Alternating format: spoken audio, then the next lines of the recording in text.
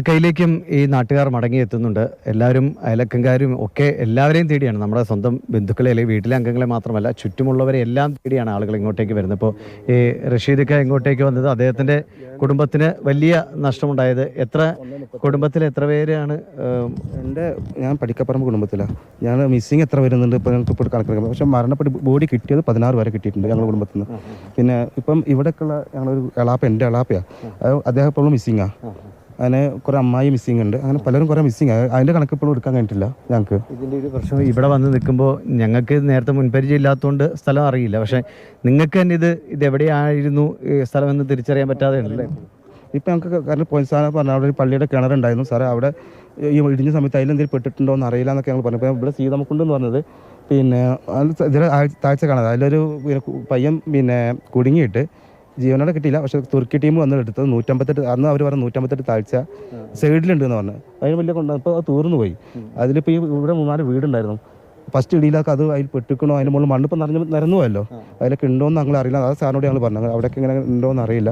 ഇപ്പോൾ നിലവിൽ മുണ്ടക്കയിൽ 60 പേര് മിസ്സിംഗ് ആണ് ഞങ്ങളെ കണക്കിൽ. ഇപ്പോൾ ഈ തെരച്ചിൽ ഇപ്പോൾ മറ്റന്നാളും കൂടി ഒരു തെരച്ചിലുണ്ടാവും. നിങ്ങളിത് എത്ര കാലം ഇങ്ങനെ തുടർന്ന് പോകണം? ഇതിൻ്റെ ഒരു എന്താ നിങ്ങളുടെ മനസ്സിൽ? കാരണം അത് തെരച്ചിൽ എന്തെങ്കിലും ഒരു തെളിവ് കിട്ടുന്നിടം വരെ തുടരുക എന്നാണോ? ഞാൻ സാറിനോട് പറഞ്ഞു, സാറേ ഞങ്ങൾക്ക് ബോഡി ഫുള്ളായി കിട്ടണ്ട, ഞങ്ങൾക്ക് തിരിച്ചറിയാവുന്ന രീതിയിൽ എന്തെങ്കിലും കയ്യോ കാലോ എന്തെങ്കിലും കിട്ടിക്കഴിഞ്ഞാൽ ഞങ്ങൾ ഒരു പോയിന്ന് വിചാരിച്ച് നമുക്ക് അതിൻ്റെ കർമ്മങ്ങൾ ഞങ്ങൾക്ക് മാത്രമല്ല ഞങ്ങൾ പല ആളുകൾക്ക് കർമ്മങ്ങൾ ചെയ്യാമെന്നുള്ള ഒരു ഇതുണ്ട്. കാരണം തിരിച്ച് കിട്ടിയ ബോഡി ഒരു പാർട്സ് കിട്ടിയിരുന്നെങ്കിൽ എന്നുള്ളതാണ് ഞങ്ങൾ പറഞ്ഞത്. 60 പേര് മിസ്സിൽ ഏതെങ്കിലും ആളെ. അപ്പോൾ സാറ് പറയുന്നത് 40 പേര് 20 പേരെ പാർട്സ് കിട്ടിയിട്ടുണ്ട്, DNA കൊടുത്തുകൊണ്ടിരിക്കുന്നു. ഈ ഇപ്പോൾ ഇവിടെ അവശേഷിക്കുന്ന കുറച്ച് വീടുകളൊക്കെ ഉണ്ടല്ലോ, അപ്പോൾ അങ്ങോട്ടേക്ക് തിരിച്ചു വരാനുള്ള മനസ്സ് നിങ്ങൾക്കുണ്ടോ? ഇല്ല, അതിന് കാരണം പറയാം സാറേ. ഇപ്പോൾ ഈ പൊട്ടിയിട്ടില്ലേ, ഈ പൊട്ടിയ മുകളിൽ നമ്മൾ പണ്ട് പറയുന്ന 40 ഏക്കർ ഇവിടെ മൊത്തം പാറയാണ്. ഈ പാറിൻ്റെ അടിയിൽ പൊട്ടിയിട്ടുള്ളത്. ഇനി അത് സുരക്ഷിതമല്ല. ഇനി വെള്ളം കയറിയാൽ പാറ അങ്ങോട്ട് പോരും. ഇത് മൊത്തം ഇനിയും പോകാൻ സാധ്യതയുണ്ട് സാറേ. സാർ നോക്കിയാൽ അറിയാം, ഇവിടെ നോക്കി തന്നെ കാണാം. ഞങ്ങളൊക്കെ സാറി ഇവർ നാട്ടുകാരനാണ് ഇവിടുത്തെ. ഇവർക്കൊക്കെ മുജീബ്ക്കാന്ന് പറയാം. ഇവർ ഇവിടെ താഴെയുള്ള തൊട്ട് താഴെയുള്ള അതെയോ? താമസം അവിടെ പിന്നെ മുകളിലായിരുന്നു. വൈഫും മോളൊക്കെ അവരുണ്ടായിരുന്നു അവിടെ. ഇല്ലല്ല, അവരെ ഫസ്റ്റത്തെ പൊട്ട് കണ്ടപ്പോൾ തന്നെ സൗണ്ട് കേട്ടിട്ട് പുരന്ന് ഇറങ്ങി ഓടിക്കണേ. വീട്ടിൽ ഫോറസ്റ്റ് ഉണ്ടായിട്ട് കയറി ഒക്കെ. അപ്പോൾ അവിടെ സേഫ് അല്ലാത്ത സമയത്ത് ഇവിടെ വന്ന് നിൽക്കുക എന്ന് കരുതിയിട്ട്, മഴയുള്ള സമയത്ത് വന്ന് കരുതിയിട്ട് നിർത്തിയിരുന്നത്.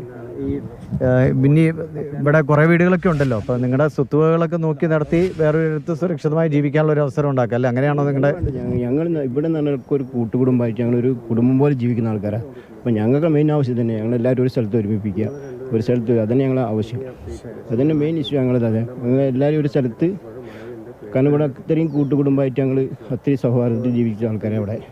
അപ്പോൾ നമ്മൾ ആരോട് സംസാരിച്ചാലും, ഇപ്പോൾ റഷീദേട്ടനോടാണെങ്കിലും മുജീബേട്ടനോട് ആരോട് സംസാരിച്ചാലും എല്ലാവരും അവസാനം പറയുന്നത് ഞങ്ങൾക്ക് എല്ലാവർക്കും ഒരുമിച്ച് ജീവിക്കാനുള്ളൊരു സ്ഥലം വേണമെന്നാണ്. അത് ഉണ്ടാകട്ടെ. ഈ നാട് ഇനി ഇവിടെ ജീവിതം തളർക്കാൻ ബുദ്ധിമുട്ടാണ്, പക്ഷെ മറ്റൊരിടത്ത് ഇവർക്ക് ഒരുമിച്ച് തന്നെ ജീവിക്കാനുള്ള അവസരം അത് വൈകാതെ നടക്കട്ടെ എന്നാണ് ഇവരുടെ പ്രതീക്ഷ. ഇവിടെ തെരച്ചിൽ തുടരുകയാണ്.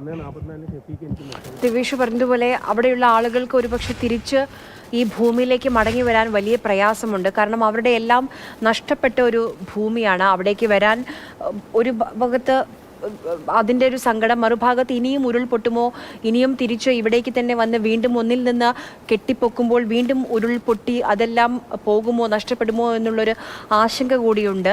അതാണ് ഇപ്പോൾ ദിവേഷിനോട് സംസാരിച്ച ആളുകളൊക്കെ പറയുന്നത്. നമുക്ക്